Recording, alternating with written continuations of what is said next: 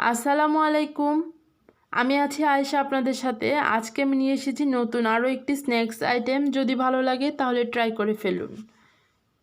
তো আমার প্রথমে লাগছে আলুগুলো আমি সিদ্ধ করে ক্লিন করে নিয়েছি। এখানে পেঁয়াজ, রসুন, আদা দিয়ে একটা মশলা তৈরি করে নিয়েছি।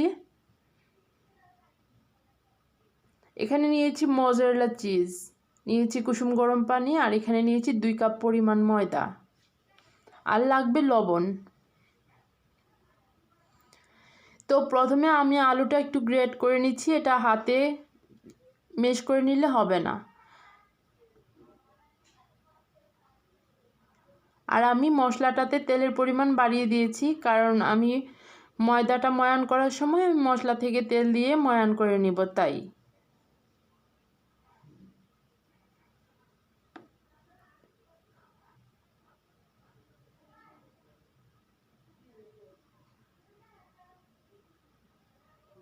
তো আমি মশলাটা আলুতে দিয়ে দিচ্ছি।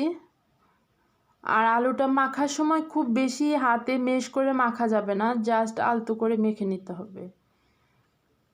তো আমি এখন দিয়ে দিব ময়দাতে স্বাদ অনুযায়ী লবণ।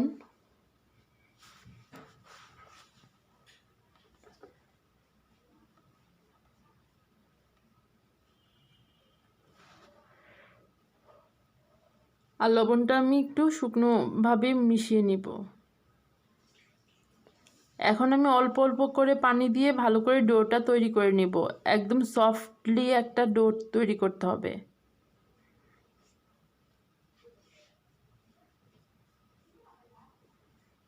তো আমি এখন হাতে ডোটা করে নিব।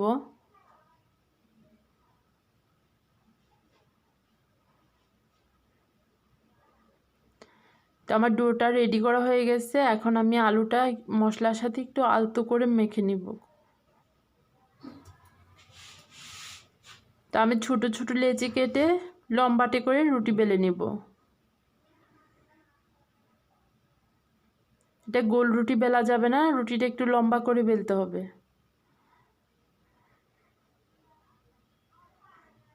আপনাদের সাথে দেখিয়ে দিচ্ছি।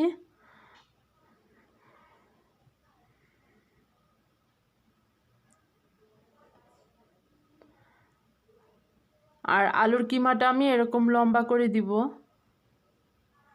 এখন আমি চিজ গ্রেট করে দিয়ে দিব।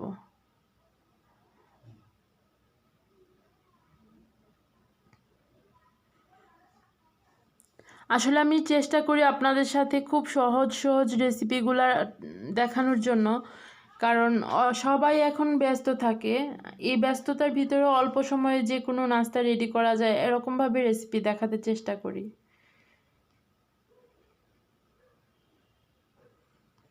তো এরকম করে আমি সবগুলো বানিয়ে নিব। তা আমার এগুলো বানানো শেষ হয়ে গেছে।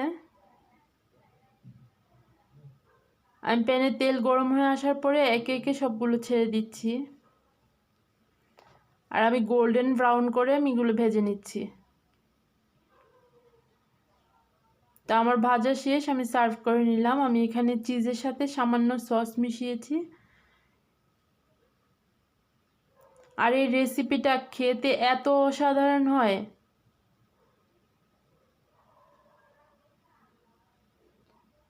চায়ের সাথে বন্ধুদের আড্ডায় একদম মিশে একাকার হয়ে যাবে। তো আপনাদের সাথে একটা ভেঙে আমি শেয়ার করতেছি এটার ভিতরটা কেমন হয়েছিল। ওয়াও, চিজটা একদম মেল্ট হয়ে একাকার হয়ে গেছে। তো আপনারা একবার হলেও বাসায় ট্রাই করবেন আর কমেন্টের মাধ্যমে আমাকে জানিয়ে দিবেন কেমন হয়েছিল। খেতে তো এত অসাধারণ হয়।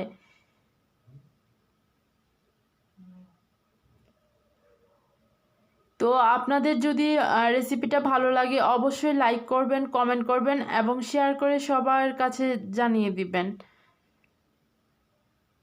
সবাই ভালো থাকবেন, সুস্থ থাকবেন। আমি আপনাদের জন্য দোয়া করি, আপনারাও আমার জন্য দোয়া করবেন।